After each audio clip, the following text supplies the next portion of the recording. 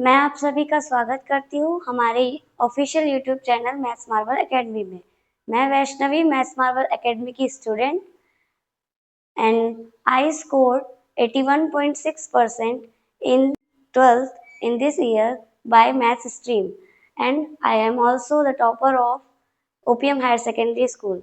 So आज हम पढ़ेंगे 3.2 का इंट्रोडक्शन। पिछले वीडियो में आपने देखा होगा हमने मैट्रिक्स चैप्टर पढ़ा था जिसमें हमने इंट्रोडक्शन पढ़ा था 3.1 के लिए। तो आज हम पढ़ेंगे 3.2 के लिए। तो स्टार्ट करते हैं। पहला टॉपिक है ऑपरेशन ऑफ मैट्रिक्स, जिसमें सब टॉपिक्स दिए गए हैं। जिसका पहला टॉपिक है addition of matrix. Addition of matrix मतलब जब हमको दो मैट्रिक्स दिए होंगे तो हम उसको कैसे जोड़ेंगे। तो देखते हैं, जैसे यहाँ पे हमको दो मैट्रिक्स दी गई है। पहली मैट्रिक्स है ये, दूसरी मैट्रिक्स है ये। तो इस दोनों को हम ऐड कैसे करेंगे वो आगे देखते हैं।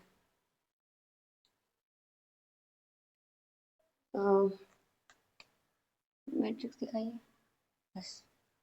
ये दोनों मैट्रिक्स वहां लिखा, जैसे ये दोनों मैट्रिक्स दी है। इक्वलिटी ऑफ मैट्रिक्स में हमने पढ़ा था कि हम हमेशा करस्पॉन्डिंग एलिमेंट्स को ही इक्विलेट करते हैं। तो वैसे ही एडिशन में भी क्या होता है, जो करस्पॉन्डिंग एलिमेंट होंगे वही ऐड होंगे। तो जैसे ये दो मैट्रिक्स दी गई है, इसका एलिमेंट हमने ले लिया 80, तो इसका एलिमेंट कौन सा लेंगे 90, क्योंकि दोनों ही कौन सी पोजीशन पे है, A11 पे ये भी है और A11 पे ये भी है। तो 80 प्लस 90, अब ये खत्म। अब हम लेते हैं दूसरा, A12 पे कौन सा है 60, सेकेंड मैट्रिक्स में 50, तो यहाँ पे लिखेंगे 60 प्लस 50। नेक्स्ट है 75 दिया है और यहाँ पे क्या है 70, तो 75 प्लस 70। फिर है 65 प्लस 55, 65 प्लस 55। फिर है 90 प्लस 75 और फिर है लास्ट 85 प्लस 75।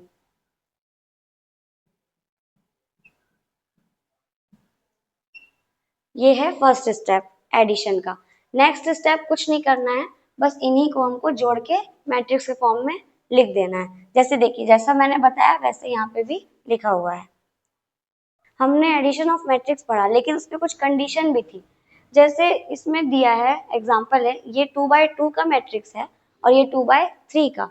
तो हमको पता है जब भी अलग अलग ऑर्डर के मैट्रिक्स होंगे तो उनको डिफाइन नहीं किया जाएगा। वैसे ही लिखा है यहाँ पे, then A plus B is not defined, क्योंकि इस मैट्रिक्स का ऑर्डर क्या है 2/2 और इस मैट्रिक्स का ऑर्डर है 2/3, तो हम इसे ऐड नहीं कर सकते। आगे बढ़ते हैं। अभी हमने पढ़ा एडिशन ऑफ मैट्रिक्स, जिसकी कुछ प्रॉपर्टीज भी होती है। तो लिखा है यहाँ पे प्रॉपर्टी ऑफ मैट्रिक्स एडिशन। पहली प्रॉपर्टी होती है कम्यूटेटिव लॉ, जिसे आप पढ़ते आ रहे हैं पर इसमें कुछ अलग है। जैसा क्या है, A plus B equals to B plus A. Same matrix में भी होता है कि अगर आप किसी दो मैट्रिक्स को जोड़ रहे हैं तो चाहे पहले A लिख दीजिए, B लिख दीजिए, फिर जोड़िए, चाहे पहले B और A लिख के फिर जोड़िए, बात सेम है, सेम ही आंसर आएगा। सेकंड होता है एसोसिएटिव लॉ। जैसे हमारे पास तीन मैट्रिक्स हैं, तो हम पहले A को B के साथ जोड़कर जो आंसर आए उसको C में जोड़े, या फिर A को अलग रहने दे, B प्लस C करने के बाद जो आंसर आएगा उसको हम A से जोड़े, तो दोनों ही क्या होंगे इक्वल। इसी को हम क्या कहते हैं, एसोसिएटिव लॉ। तो कुछ एग्जांपल देखते हैं इसके।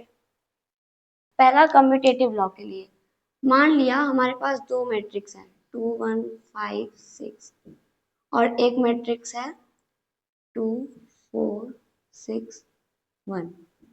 अब यहाँ पे दो मैट्रिक्स दी हुई है, मान लेते हैं कि इसका नाम है A और इसका नाम है B। तो अब हम A प्लस बी निकालते हैं।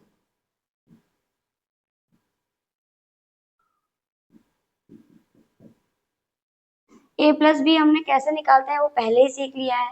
इसका ये जो A11 का जो एलिमेंट है वो दूसरे के A11 वाले एलिमेंट से ही जुड़ेगा।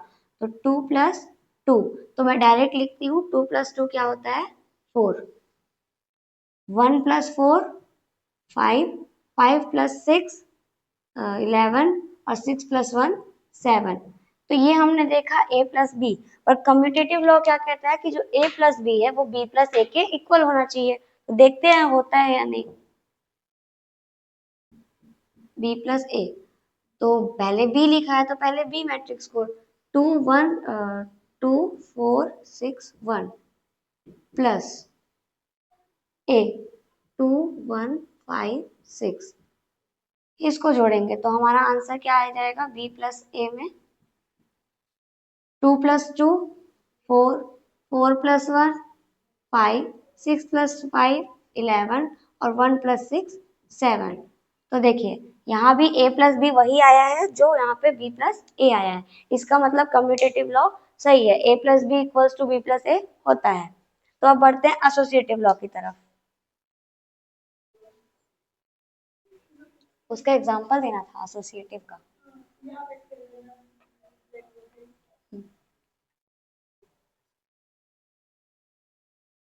हो गया। अब देखते हैं एसोसिएटिव लॉ का एग्जाम्पल। उसके लिए हमको कितनी मैट्रिक्स चाहिए? मतलब तीन मैट्रिक्स चाहिए। मान लिया कोई मैट्रिक्स है A जिसके एलिमेंट है 1 2 3 4, कोई मैट्रिक्स है B जिसके एलिमेंट है 2 4 5 6, और कोई एलिमेंट मैट्रिक्स C है जिसके एलिमेंट है 1 5 3 और 4। तो एसोसिएटिव लॉ क्या कहता है कि जैसे a प्लस बी हम पहले निकाल लें, फिर बाद में जो रिजल्टेंट आए उसमें c को ऐड कर दें, या फिर a को रहने दें और पहले हम b प्लस सी निकालें, फिर जो रिजल्टेंट आएगा उसको a में जोड़ देंगे तो दोनों इक्वल हो जाएगा। तो देखते हैं, पहले इसको करते हैं। a प्लस बी, कितना आ जाएगा a प्लस बी? 1 प्लस 2 कितना होगा? 3, 2 प्लस 4 क्या हो जाएगा? 6, 3 प्लस 5 8 और 4 प्लस 6 10।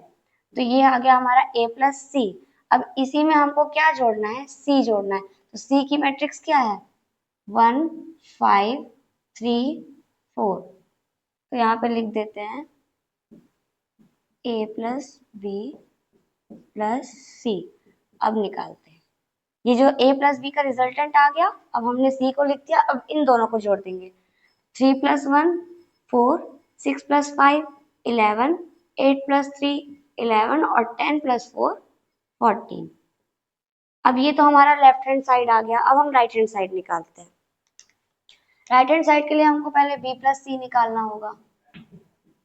पहले b लिखेंगे 2, नहीं डायरेक्ट करते हैं, b और c पास में लिखा है इसलिए डायरेक्ट करेंगे। 2 प्लस 1 क्या है?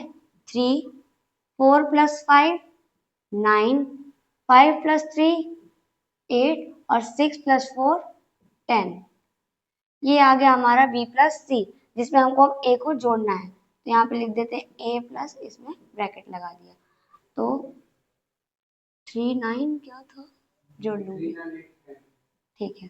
तो पहले मैट्रिक्स A लिखते हैं 1 3 2 4, और हमारा B प्लस C कितना आया था?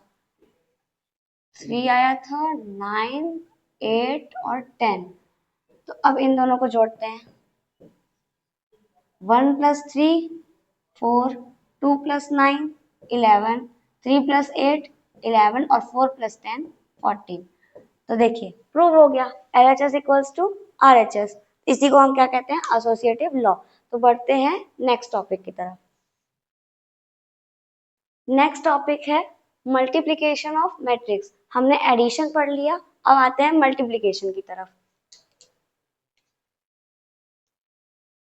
यहाँ पे मल्टीप्लिकेशन के लिए एक एग्जांपल देखते हैं। जैसे कोई दो मैट्रिक्स है 1 2 3 4। अभी हम छोटा छोटा लेंगे 2 बाई 2 का, फिर देखेंगे कि बड़े मैट्रिक्स कैसे होते हैं।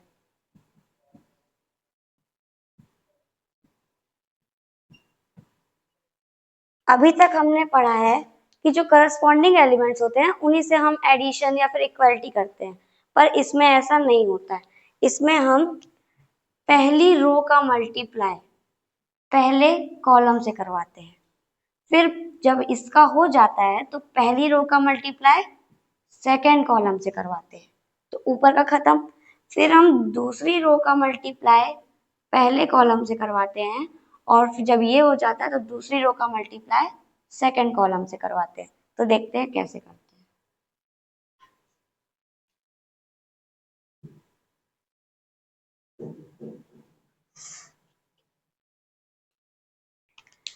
पहली रो का मल्टीप्लाई पहले कॉलम से, तो हमने लिख दिया a dot b equals to, पहली रो में कौन से एलिमेंट है 1 और 2, और पहले कॉलम में 2 और 4, तो 1 का जो मल्टीप्लाई है वो 2 से होगा, तो 1 2 जा 2, अच्छे से लिखते हैं डिटेल से, तो 1 इंटू 2, फिर करेंगे ऐड तो प्लस, फिर जो दूसरा एलिमेंट है वो कॉलम के दूसरे एलिमेंट से मल्टीप्लाई होगा, तो 2 4 जा 8, तो 2 इंटू 4।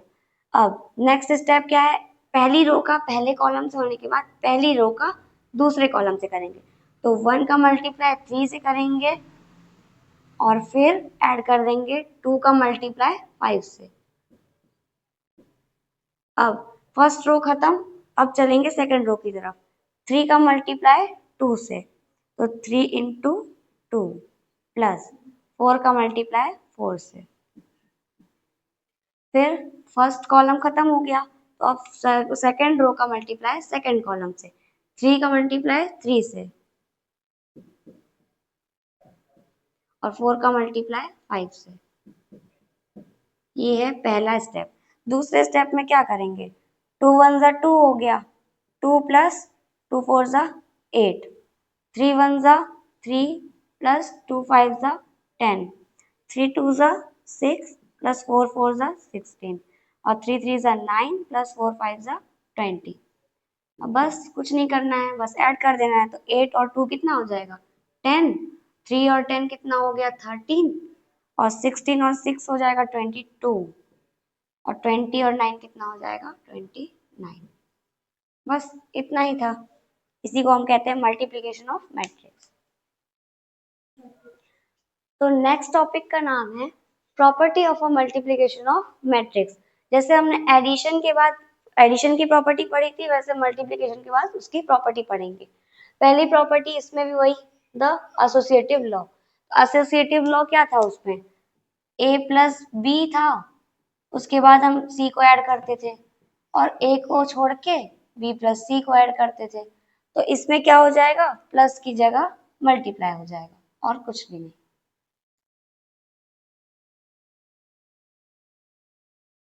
दिया है यहाँ पे ए बी फिर bracket close C equals to A B dot C, मतलब अगर हम ए और बी का मल्टीप्लाई करवा दें, फिर जो रिजल्टेंट आएगा उसका मल्टीप्लाई हम सी से करवाएंगे, या फिर ऐसा भी कर सकते हैं बी और सी का मल्टीप्लाई करवा करके जो रिजल्टेंट आएगा उसका मल्टीप्लाई ए से करवा देंगे, तो दोनों जो साइड होंगी वो इक्वल आएंगी। तो एग्जाम्पल देखते हैं इसका। हाँ? ठीक है, तो नेक्स्ट जो टॉपिक है वो है the distributive law. Distributive law है, जैसा पहला है, हमारे पास 3 मैट्रिक्स है, for 3 matrix A B and C. दिया है ए अगर है हमारे पास, तो हम पहले बी प्लस सी को जोड़ते हैं, तो हम जैसे मल्टीप्लिकेशन सीखे थे ऐसे करते हैं, ए का मल्टीप्लाई पहले बी से होगा और फिर ए का मल्टीप्लाई सी से होगा, तो वही लिखा है ए बी प्लस ए सी। अगर हमको ये निकालना हो तो हम ऐसे भी निकाल सकते हैं, या ये दिया हो तो हम डायरेक्ट ऐसे भी निकाल सकते हैं। वैसे सेकंड है ए प्लस बी डॉट सी, तो हम वही करेंगे, सी का मल्टीप्लाई एक बार ए से, फिर सी का मल्टीप्लाई एक बार बी से, तो ए सी प्लस बी सी हो जाएगा।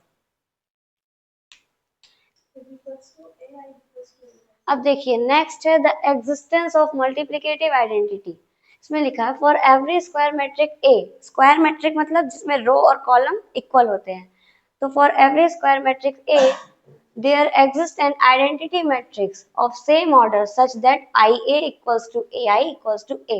इसका मतलब है कि जो भी हमारा A मैट्रिक्स है वो जिस भी ऑर्डर में होगा, जैसे अगर पहली बात तो स्क्वायर मैट्रिक्स होना चाहिए, मतलब 2x2 3x3 4x4 ऐसा।